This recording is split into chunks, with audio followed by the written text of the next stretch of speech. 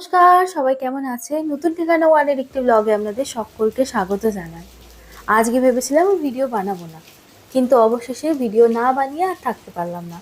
এত সুন্দর একটা ওয়েদার প্লাস বৃষ্টি হচ্ছে। কতদিন পরে বৃষ্টি বলুন তো? সেই আমার মনে পড়ছে 2025-এ বৃষ্টি হয়েছে বর্ষাকালে। তারপরে এতগুলো দিন এতগুলো মাস পেরিয়ে গেছে, তারপরে এই বছরের প্রথম বৃষ্টি।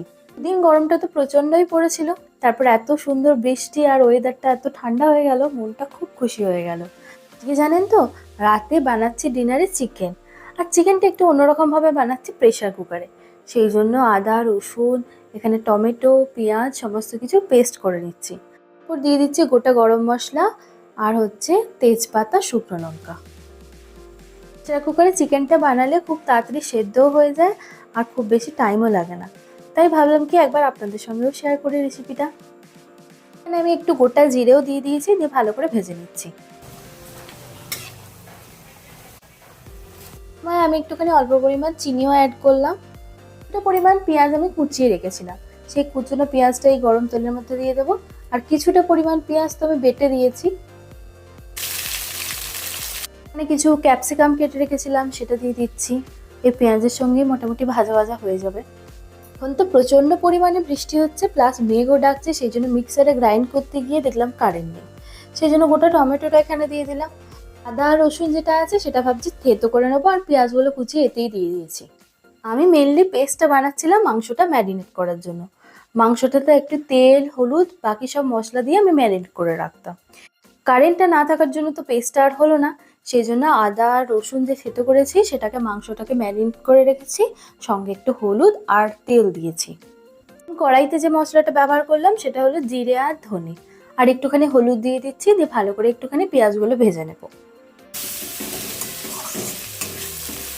এগুলো একটু লাল লাল হয়ে গেলে আপনাদের বললাম মাংসটা ম্যারিনেট করে রেখেছিলাম, সেই মাংসটা এবার দিয়ে ভালো করে কষাতে থাকবো। এই মাংসটা কষানো হয়ে গেলে আমি বড় পিসে আলু কেটে রেখেছিলাম, সেই আলুটা দিয়ে ভালো করে কষাবো একটুখানি। এই সময় আমি কিছুটা পরিমাণ নুনও অ্যাড করলাম। ভালো মতো কষিয়ে নেবেন যাতে কাঁচা গন্ধ কিছু না থাকে। একটু কষানো হয়ে গেলে এখানে আমি প্রেশার কুকারটা নিয়ে নিলাম, তারপরে মাংসটা এর মধ্যে দিয়ে দেবো।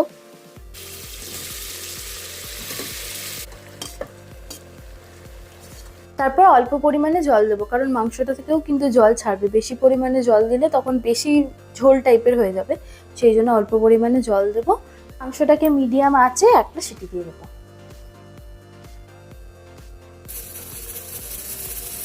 মাংসটা তো করতে বেশিক্ষণ টাইম লাগে না, জাস্ট একটা সিটি পড়বে তাহলেই হয়ে গেল। মাংসটা সেদ্ধও খুব ভালো করে হয়, কষালে একটুখানি টাইম লাগে। ডিনার রেডি করতে করতে বৃষ্টিও থেমে গেছে আর খুব ভালো হাওয়াও দিচ্ছে। আজকের রাতের ডিনারটা হচ্ছে চিকেন আর রুটি। এটা যখন রেডি হয়ে গেছে, চলুন গরম গরম ডিনারটা করে নিই। আর তার সঙ্গে ব্লগটা আজকে এই পর্যন্তই রাখলাম। নতুন ঠিকানা ওয়ান চ্যানেলটাকে অবশ্যই সাবস্ক্রাইব করে নেবেন। ভিডিওটা কেমন লাগলো আমাকে লিখে জানাবেন একটা ছোট্ট কমেন্টের মাধ্যমে। ভালো লাগলে একটা লাইক করে দেবেন। আপনারা সকলে সুস্থ থাকুন, ভালো থাকুন। দেখা হচ্ছে খুব শীঘ্রই পরের একটা ব্লগে।